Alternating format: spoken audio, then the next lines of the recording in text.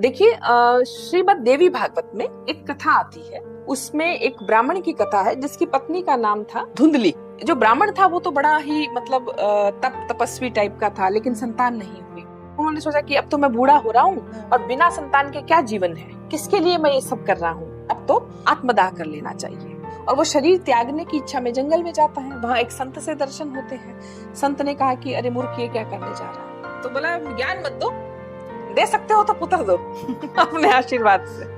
और संत ने बड़ा समझाया, अरे नहीं ये तो कर्मों के योग हैं, भोग है। बोले नहीं, आप संत हो, आप मेरा कष्ट काट सकते हो तो काटो, नहीं तो मैं तो यही प्राण दूंगा। तो संत ने उसे एक फल दिया, बोले जा और अपनी पत्नी को खिला देना, तेरे को पुत्र ही होगा।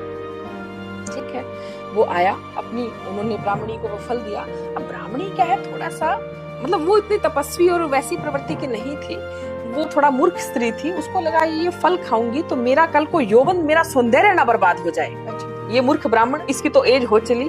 तो उसने अपनी बहन को बुलाया, बोला देखो मैं तो ये फल खाना नहीं चाहती, इससे संतान पैदा होगी और मेरा जो शरीर है, सौष्ठव है, वो खराब हो जाएगा। तो बहन ने कहा कोई बात नहीं, मेरे को पुत्र होने वाला है या पुत्री होने वाली है, जो भी बच्चा होगा मैं वो तुझे दे दूंगी। तू केवल एक नाटक कर, तेरे को भी गर्भ में शिशु है और तूने ये फल खा लिया। बोले ठीक है। वो फल उन दोनों ने गाय को खिला दिया जो उनके आंगन में बंधी हुई थी। तो अंततः जो धुंधली की जो बहन थी उनको पुत्र हुआ।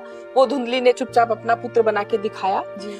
और इसका, चूंकि वो धुंधली थी तो उसका नाम रखा गया धुंधकारी। और जो गाय को जो बछड़ा पैदा हुआ, चूंकि वो संत के प्रभाव से हुआ तो वो मानव शरीर लिए हुआ, लेकिन उसके कान गाय जैसे थे तो उसका नाम पड़ा गोकर्ण।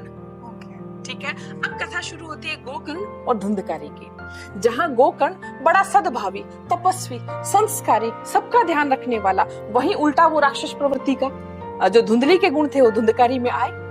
अंत में धुंधकारी सबको परेशान करता हुआ पूरे समाज में, कि कहीं किसी को मार दिया, कहीं लूट लिया, डकैत बन गया।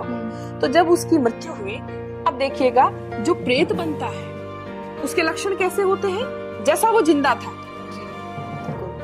अगर कोई शराबी है और वो प्रेत योनि में गया, अब वो जिसको तंग करेगा तो उस मनुष्य के सिम्टम कैसे हो जाएंगे, वो खूब ड्रिंक करेगा। अगर कोई व्यसनी पुरुष है, बहुत ही काम वासना से वो हमेशा दग्ध रहा, वो मर गया, तो वो प्रेत योनि में जाके फिर जिस व्यक्ति को तंग करेगा वो बड़ा कामुक रहेगा, वो पर स्त्री में ही आसक्त रहेगा।